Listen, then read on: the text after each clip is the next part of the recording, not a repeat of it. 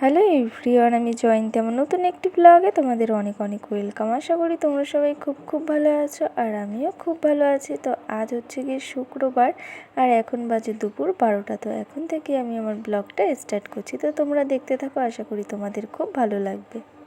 আজ রান্না করব এঁচোড় চিংড়ি। তার জন্য এখানে দেখো চিংড়ি মাছগুলো একটু লাল লাল করে ভেজে নিচ্ছি। আর আগে থেকেই হচ্ছে কি এঁচোড়টা সেদ্ধ করে নিয়েছি প্রেশার কুকারে।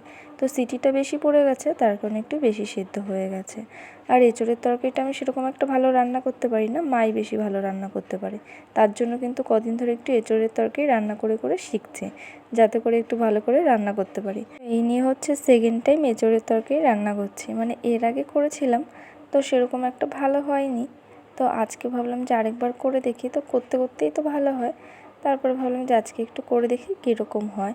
আর আমাদের বাড়িতে হচ্ছে পেঁয়াজ রসুন ছাড়াই কিন্তু এঁচোড়ের তরকারি রান্না করে। যেহেতু এখন একটু গরম বেশি, তো একটু কম মশলা দিয়ে এঁচোড়ের তরকারিটা রান্না করা হয়। তো মা পেঁয়াজ রসুন ছাড়াই শুধু আদা বাটা, লঙ্কা বাটা, জিরে বাটা দিয়েই খুব সুন্দর হচ্ছে এঁচোড়ের তরকারি রান্না করে। তাই আমিও ভাবলাম যে আমিও আজকে এইভাবেই রান্না করি। তো প্রথমেই হচ্ছে ফোড়নে দিয়ে দিয়েছিলাম জিরে আর হচ্ছে কি শুকনো লঙ্কা। তারপরে কিন্তু আলুটা দিয়ে দিয়েছিলাম। আলুটা আগে থেকে কেটে রেখেছিলাম। তো তারপরে আলুর মধ্যে নুন হলুদ দিয়ে ভালো করে কিন্তু একটু নাড়াচাড়া করে নিয়েছিলাম। আর সেদ্ধ করা এঁচোড়গুলোও দিয়ে দিয়েছিলাম সাথে করে। দেওয়ার পরে কিন্তু ভালো করে কষিয়ে নিয়েছিলাম, আর দিয়ে দিয়েছিলাম সাথে হচ্ছে গিয়ে চিংড়ি মাছ ভাজা। নেড়ে চেড়ে কিন্তু জল দিয়ে, এই যে দেখো এঁচোড়ের তরকারি কিন্তু রান্না কমপ্লিটও হয়ে গেল। তারপরে কিন্তু এখানে দিয়ে দিচ্ছি মিট মশলা। গরম মশলাটা দিলে বেশি ভালো লাগে, কিন্তু গরম মশলাটা এখন গোটা আছে, গুঁড়োটা নেই। তো তার কারণ হচ্ছে মিট মশলা দিয়ে দিলাম। আর তারপরে দেখো রান্না তো কমপ্লিট হয়ে গেছে, স্নান করে চলে এসেছি খাওয়া দাওয়ার জন্য। তো এখানে বোন আর আমি খেতে বসে পড়েছি। আর বোন আজকে পুজোটা দিয়েছে। তো আজকে খাওয়া দাওয়ায় আছে হচ্ছে আলু ভাজা, আলু সেদ্ধ, আর সাথে হচ্ছে গিয়ে এঁচোড়ের তরকারি। তো চলো খাওয়া দাওয়া করা যাক।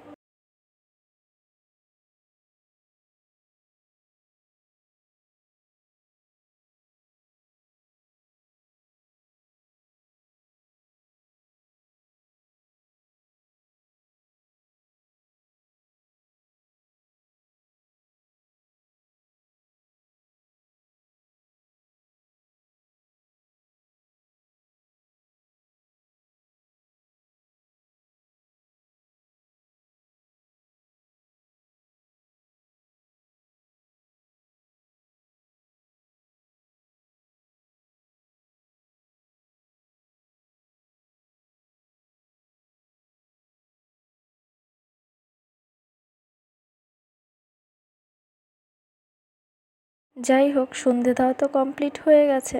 আর সন্ধ্যের সময় ভাবলাম সেরকম কোনো কাজ নেই এখন, কিন্তু একটুখানি কাজ বাকি আছে। তো অনেক দিন ধরেই ভাবছি যে সুকেসটা একটুখানি গোছাবো। মানে জামা কাপড় রাখতেই পারছি না, জায়গাই হচ্ছে না সুকেসে। তো তার কারণে আজকে নিচের থেকে যত জামা কাপড় আছে, যত জিনিস টিনিস আছে, জামা কাপড়ের থেকে জিনিসই বেশি আছে, ভাবলাম সেগুলো একটু বের করে ভালো করে গুছিয়ে নিই। তাহলে হয়তো জামা কাপড় রাখার জায়গাটা বেশি হবে। আর সাথে করে আমার শোকেসের মূল্যবান জিনিসগুলো আজকে বের করে তোমাদেরকে দেখাবো। তো চলো গুছিয়ে ফেলি ভালো করে আগে। তো এখানে হচ্ছে গিয়ে সমস্ত জামাকাপড় যেগুলো আর কি পরা থাকে, সেই জামাকাপড়গুলো একবার যেগুলো পরে ফেলি, সেই জামাকাপড়গুলো নিচে রেখে দিই। আর যেগুলো ধোয়া জামাকাপড় সেগুলো হচ্ছে ওপরের থেকে রেখে দিই। তো এখানে দেখো কত কিছু বের করেছি, ডান্টা মান্টা, এই যে হচ্ছে আমার মূল্যবান জিনিসগুলো। তো এগুলো রেখে দিয়েছিলাম আমি সুকেসে, বইগুলো রেখে দিয়েছিলাম সুকেসে। তো এগুলো হচ্ছে কি আমার ক্লাস 10-এর বই। তো অনেক দিন ধরেই আর কি সুকেসে ছিল। তো এখন জামা কাপড় রাখতে রাখতে আর জায়গাই হচ্ছে না, তার কারণে ভাবলাম বইগুলো বের করে ফেলি। তো বইগুলো বের করে এখন হচ্ছে হারমোনিয়ামের উপরে আপাতত রেখে দিই। আর সেরকম রাখার কোনো জায়গা নেই। তো আমার বইগুলো আমার কাছে প্রচণ্ড মূল্যবান। তো তার কারণে সেগুলো আমি শোকেসে রেখে দিয়েছিলাম। তো যেহেতু এখন জায়গা নেই, তো তার কারণে ভাবলাম যে থাক, হারমোনিয়ামের উপরেই রেখে দিই, ওখানে থাকলেই একমাত্র ভালো থাকবে। তো এখন সমস্ত বই খাতাগুলো বের করে নিয়েছি, আর জামা কাপড়গুলো এখন রেখে দিই। তো জামা কাপড়গুলো এখন গুছিয়ে গুছিয়ে এক এক করে রেখে দেবো শোকেসের মধ্যে। আর দেখো সেরকম কোনো জামা কাপড় নেই, নিচের থাকে আমার অনেক জিনিসপত্র থাকে, দরকারি জিনিসপত্র। তো সেগুলো রাখতে গিয়েই বেশি শোকেসটা হচ্ছে গিয়ে ভরে যায়, জামা কাপড় রাখার আর জায়গা হয় না। তো জামা কাপড়গুলো তো সমস্ত টুকটুক করে গুছিয়ে নিলাম। আর এখন হচ্ছে গিয়ে কয়েকটা টুকটাক জামা আছে। তো সাদা জামাগুলো একটু আলাদা করে রাখতে হবে, নাহলে কালারের জামার সাথে রাখলে সাদা জামাগুলো কালারিং হয়ে যেতে পারে। তো তার কারণে এই যে দেখো সাদা জামাগুলো এক সাইড করে ভেবেছি রেখে দিই, নাহলে আবার কোন সময় কালারিং হয়ে যায় তার কোনো ঠিক ঠিকানা নেই। যদিও সাদা জামাগুলোতে কিছু হবে না, তাও আমি রিস্ক নিলাম না, আলাদা করেই রেখে দিলাম। আর এই যে দেখছো প্লাস্টিকগুলো, তো এগুলো হচ্ছে আমার দরকারি জিনিস। কোথাও যাওয়ার সময় যদি এগুলো আর কি দরকার হয় প্লাস্টিকগুলো মার বা আমার, তখন বের করে দিই, কিন্তু তখন আর খুঁজেই পাই না। তো তার কারণে একটু সামনে করে রেখে দিলাম। আর এখানে হচ্ছে ব্যাগও আছে যেগুলো আমি শিয়ালদা থেকে কিনেছিলাম। তো এগুলোতে ঠাকুরের ফল টল বাজার করার জন্য অনেক সময় লাগে বা কোনো দরকারও লাগে এই ব্যাগগুলো। তো তার কারণে কিন্তু আমি গুছিয়ে রেখে দিয়েছি। আর দেখো নিচের থাকটা কিন্তু গোছানো হয়ে গেছে, আর ওপরের থাকটাও কিন্তু আমি অল্প করে হালকা করে গুছিয়েছি, সেরকম একটা গোছাইনি, ওটা গোছানোই ছিল, তাও হালকা করে একটু গুছিয়ে দিয়েছি যেগুলো একটু এলোমেলো ছিল। তারপরে কিন্তু দেখো সুকেস তো আমার গোছানো কমপ্লিট হয়ে গেল। আর তারপরে হচ্ছে গিয়ে এখন ঘরটা ঝাঁট দিয়ে নিচ্ছি। তো এখন ঘর ঝাঁট দিয়ে এক সাইডে রেখে দেবো, এখন তো আর বাইরে ফেলানো যাবে না, বারান্দায় রেখে দেবো ঘর ঝাঁট দিয়ে। আর হ্যাঁ, তোমাদের তো বলাই হয়নি এঁচুড়ের তরকারিটা খেতে কীরকম হয়েছে। তো খাওয়ার পরে আর বলাই হয়নি। তো এঁচুড়ের তরকারি রান্নাটা কিন্তু খুব সুন্দর হয়েছে, আর খেতেও কিন্তু খুব ভালো হয়েছে। তো আমি দেখো আদা বাটা, লঙ্কা বাটা, জিরে বাটা দিয়ে করেছি। তো আর চিংড়ি মাছ দিয়েছি, আর পেঁয়াজ রসুন কিন্তু দেইনি। খুব সুন্দর হয়েছে খেতে।